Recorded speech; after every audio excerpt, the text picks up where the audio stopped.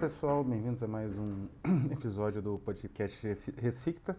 Hoje voltamos ao Biblioteca Submersa, estamos quase chegando ao vídeo de número 100, né? Comemoração grande aí por estarmos aí cumprindo atravessando esse marco, né? E qual será o número 100, né? Quem sabe vocês adivinham. Hoje, no número 99, a gente vai tratar de um tema, né, e de um livro muito interessante sobre esse tema, que é Colofones, La Marca del Oficio, de Juan Francisco Torrientes. Essa é uma edição da editora Laurel, não sei se é o nome,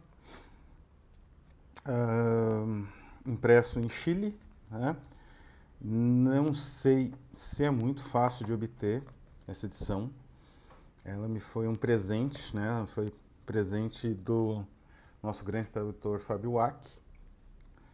E esse livro é muito interessante, porque assim, o colofon, e essa é a tese defendida nesse livro pelo Juan Francisco Torrientes, o colofon ele é uma marca material de que o livro é um produto, digamos assim, ele resulta de uma atividade produtiva, como, sei lá, um parafuso, como uma estação orbital. O livro é a mesma coisa. Então, as peças, digamos assim, que estão na estruturação do livro, elas são, de um ponto de vista materialista, elas são fragmentos de uma totalidade, que é essa construção, que é física, psíquica, social, né? Como costumam ser as materializações do trabalho em geral. Então o livro, essa ideia do colofon como uma marca material é brilhante, é óbvia, né, digamos assim, mas ela nem sempre é tão óbvia assim. Se você perguntar para uma pessoa na rua, e essa pessoa for um escritor, o que ela faz, essa pessoa pode ser, pode não ser, que ela diga que ela faz livros, sendo que ela não faz. Mas existe uma equipe grande, né, que faz os livros. Era uma equipe bem grande no início das primeiras revoluções da imprensa, não é? E tudo isso documentado nos colofones, né, os colofões, né, em português. E isso é incrível, porque é uma verdadeira história, né, do livro, né, da marca do livro, quando ele passa a ser, digamos assim, produzido, né, com os incunábulos e tudo mais, ele passa a ter prensa e tudo mais. E aí os colofões, né, vão ser mais importantes ainda para você determinar a história desse processo todo, que é um processo, como eu disse, bastante material, né? É interessante que então o escritor produz são textos, né? A semiótica francesa clássica do Reinmar, principalmente, está certíssima, né? A produção é de texto. O livro ele é produzido por uma equipe, né? Equipes hoje mais enxutas, mas num passado não muito distante, era uma equipe enorme. Vem aqui, né? Vem um testemunho interessante disso, nesse sentido. É interessante que eu trouxe até alguns exemplos de colofons singulares, né? Por exemplo, esse aqui é Vossa Excelência Jojoca, de Bolivar Escobar e Gabriel Jacobi. É um livro da Contravento Editorial, nossa parceira aí no Victor Segalen. E é um livro muito interessante. O colofon é simples, mas bem eficaz, né? É o clássico exemplo do colofon, que fala o tipo de fonte, né? Onde foi impresso, o tipo de papel, não é? São mais ou menos essas marcas temporais e marcas físicas do livro, né? Quer dizer, este papel é X, essa impressão foi feita em tal data, por tal gráfica. Então é um procedimento interessante. O colofon ele realmente marca determinados períodos históricos. A mudança deles é bem interessante. Um outro exemplo muito curioso tá essa é uma xerox. Infelizmente este livro é muito raro, mas eu pretendo adquirir em breve. Eu pretendo também fazer uma análise dele longa. Vou ter que ler mais Queloá, entre outras milhares de coisas que eu tenho que fazer esse ano. Mas o Cours de Fantastique foi lançado pela Gallimard e ele tem dois registros, digamos assim, que poderiam ser um só colofon, né? Mas aqui é separado em dois, que é um registro de, digamos assim, autoralidade, que o colofon também traz, de quem é o direito do texto, de quem é o direito de algumas fontes, em alguns casos, das imagens. E aqui, no caso, seria o direito da própria edição. E eu acho muito bom isso aqui, que é tout droit d'adaptation, de reproduction et de traduction réservé pour tout pays, y compris la União Soviética, URSS, né? É genial. Inclusive, a próxima que eu vou mostrar aqui para vocês, que é a Monty Abraxas, usou isso numa série de livros, essa ideia aqui de propriedade intelectual, né? Que a Gallimard pôs na frente. E aí, no final, vem o colofon clássico, né? Quem fez a diagramação, na época era composição, quem digitou, aonde foi impresso, às vezes o tipo da composição, no caso, que esse livro dos anos 60. É muito interessante, né? A data, o depósito legal, né? Primeiro trimestre de 65, né? Então, o colofon é isso. O último exemplo que eu trouxe aqui, fora do livro, é da Monty Abraxas. Ela tem um colofão interessante que já é essa marcação da edição aqui no final, né? Que é o Feels Like End Times, Doesn't It? Como a Monty Abraxas, ela costuma criar selos editoriais como se fossem heterônimos da própria editora.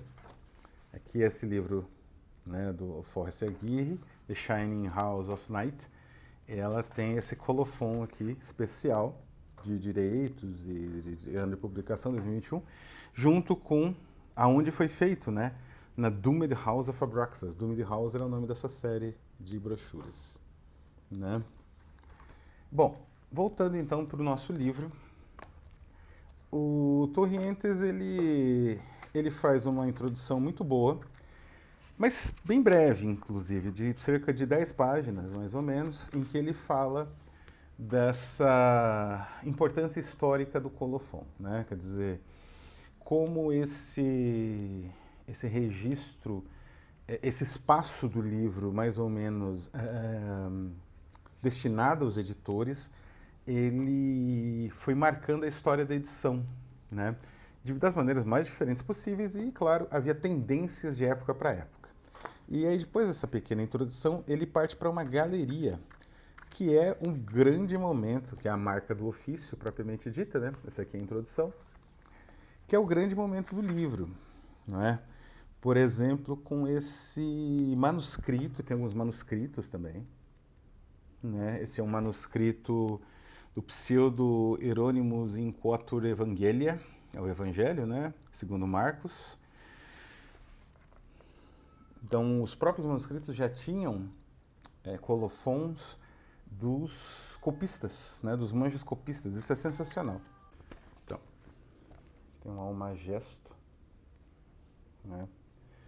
E por aí vai, né? Ele vai documentando praticamente todas as alterações nos livros através justamente da estrutura claro que não pode faltar, que é um Scott Press, do William Morris, através dos colofons, né?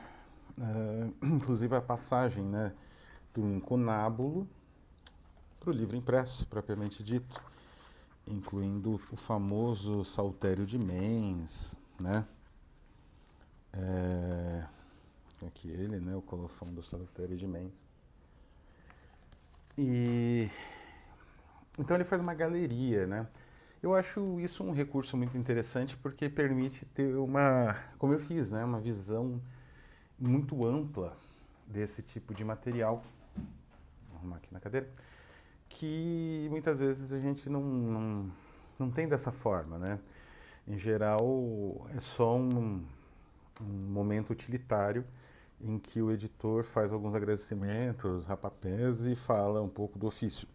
Quer dizer, que fonte foi usada, que papel, gramatura, essas coisas assim, que para muitos leitores nem interessam. Então o colofon é muito mais que isso. Tem alguns que tem uma estrutura tão sensacional, esse daqui, por exemplo, né, que é uma caricatura. Ele também mostra bastante o desenvolvimento dos... Um colofão bastante simples, da imprensa e da, digamos assim, estrutura editorial no Chile. E é muito interessante a riqueza, né, de obras, assim, das mais diversas orientações e formas, e mesmo as ditaduras, como a do próprio Pinochet, que embora tenha cortado um pouco isso, ainda muita coisa sobreviveu, né? Muita coisa sobreviveu, especialmente no final do regime, né? E se manteve e frutificou. Então é interessante também a riqueza, né, desse universo editorial independente chileno. Inclusive é um contraste grande até. Na verdade,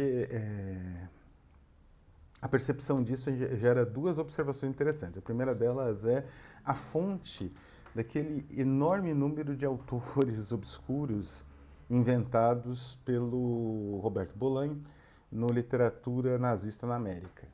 Seria possível, porque é tão amplo e tão diversificado a produção, o foi, né? Com editoras grandes, mas também com editoras menores ali produzindo, que autores assim teriam espaço, sem dúvida nenhuma. E a segunda observação interessante é que como contrasta, né, essa riqueza multifacetada de edições e obras com a atualidade, né? A forma como, em todos os países, inclui o Brasil, também o Chile, grandes editoras têm dominado o espaço e transformado algumas editoras grandes com uma aparência de editora independente, mas são vinculadas ali à Amazon, a grandes distribuidoras, às vezes, né? E essas editoras não dão chance para as editoras menores. Na verdade, dão, né? As editoras menores, em geral, servem para fornecer material, né? Aparato para as editoras grandes copiarem e terem ali seus novos autores, suas novas obras publicadas, né? Então, esse vai ser um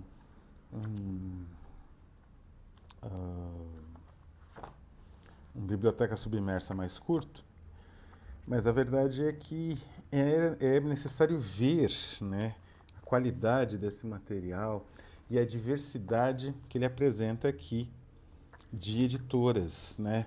É interessante porque é uma apresentação ampla de toda uma concepção editorial muito complexa e que vai muito além daquela visão de alguns designers brasileiros, tipo Piqueira, né, que faz a introdução, malfadada introdução do livro ideal do Morris pela Ateliê Editorial. Eu gosto muito da Ateliê Editorial e essa edição até tem diagramação, aliás, que é do Piqueira, é muito boa. Mas o estudo introdutório é muito fraco.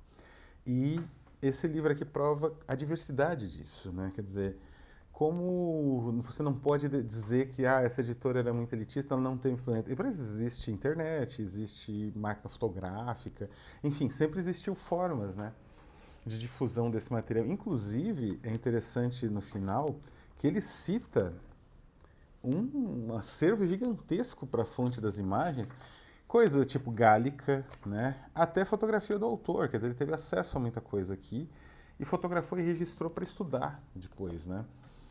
Que o autor também é um designer, né? Então, eu acho que isso é muito importante, né? Quer dizer, como essa produção, em geral independente, muito rica, porque é muito multifacetada, ela necessita de um registro, né? Eu acho que, inclusive, esse projeto é interessante porque ele traça caminhos possíveis, né? A própria forma, né? Essa forma com uma breve introdução, breve, mas bastante densa, né? Introdução a respeito do que é o livro e para que serve o colofon, né? E depois, né, apresentação, não tem nem título, assim. E depois essa verdadeira galeria de colofons desde a aurora aí dos livros manuscritos, né? Eu acho que isso é muito importante porque dá meio que traça uma rota, né? Uma coisa que o Brasil precisa muito é esse tipo de catalogação. Porque, como eu falei, um outro objetivo aqui é resgatar essas experiências chilenas, e tem várias, né? Aqui, o Libro de los Adioses, Boris Calderón, escritor pouco conhecido fora do Chile, Ediciones Copa de Sangre, Santiago 56, né? Quer dizer, tem um imenso catálogo de agradecimentos, né? E tudo mais. Inclusive aqui tem um que fala as pessoas que trabalham, né? No livro. Tem a parte ornamental, né? Tinha até uma espécie de aqui, né? E nesse aqui tem um exemplo bom disso. Tinha um monotipista, o cara que fazia as forjas, né? Fazia a composição de páginas, chamada de compaginador, o tipógrafo, prensista, nome de estudo, encadernador, corretor de provas, né? E regente, né? Quer dizer, aí o editor era uma espécie de diretor como de um filme, né? Aliás, essa estrutura, como é mostrada aqui, ela lembra um pouco uma estrutura cinematográfica, né? De funções específicas e tal, que às vezes eram desempenhadas pela mesma pessoa, mas em geral você tinha diferentes profissionais para cada área. E isso é brilhante, isso se perdeu muito, né? Com as grandes editoras sendo essa máquina de produção de livros sem identidade nenhuma, né? Sem esse tipo de registro que se dava sempre no colofon, né? Então, fica aqui, eu falei hoje vai ser um pouco mais curto, mas fica aqui essa indicação, né? Não é um livro fácil de achar, né? É um livro, como eu falei, que o nosso tradutor, né, o Fábio Aki, a tradutor e autor, ele obteve no Chile, então não sei se é tão fácil. Vou deixar o site da editora. Quem quiser pode entrar em contato, acho que não tem nenhum problema e não é muito caro. O livro foi publicado em 2023, né, então ele é bem recente, com toda a tecnologia mais atual de montagem e de digitalização do material, então a impressão é excelente como galeria, né, como digamos assim, uh, essa galeria, né, de retratos, né, como essa forma de registrar como retrato, né, o colofon está excelente porque a qualidade é sensacional, né, impressão nova. E eu acredito que não deva ser difícil de conseguir pela internet, né? Deixo o link para quem quiser ter interesse, correr atrás. E, enfim, é a nossa recomendação, nosso penúltimo, antes do 100, né? Penúltimo não, mas aquele que vem antes do 100, o 99, né? O vídeo de número 99, que é justamente sobre o quão é complexa e interessante a produção dos livros e o quão a gente precisa estar atento para não perder de vistas essa complexidade, né? Quer dizer, o livro ele não é um botão que você aperta e sai do outro lado, né? Ele tem uma estruturação de forma muito complexa, muito sofisticada e que por longos anos foi feita por múltiplos profissionais ali dentro da oficina editorial. Então é isso, vou ficando por aqui. Até a gente já estamos aí com uma pré-campanha, a pré-campanha dos pré-rafaelitas, né? Que vai ser a nossa nova série de livros. A gente vai apresentar um novo tradutor, uma série de outros. Enfim, é uma série muito especial que eu espero que vocês apreciem, que deve sair na semana que vem, trabalhando nas capas agora, nesse momento. Enfim, se vocês quiserem conhecer, para quando sair, vocês terem, né? Na semana que vem, então, a gente vai fazer um vídeo especial sobre os pré-rafaelitas. Então, vou ficando por aqui. Um abraço a todos e até a próxima.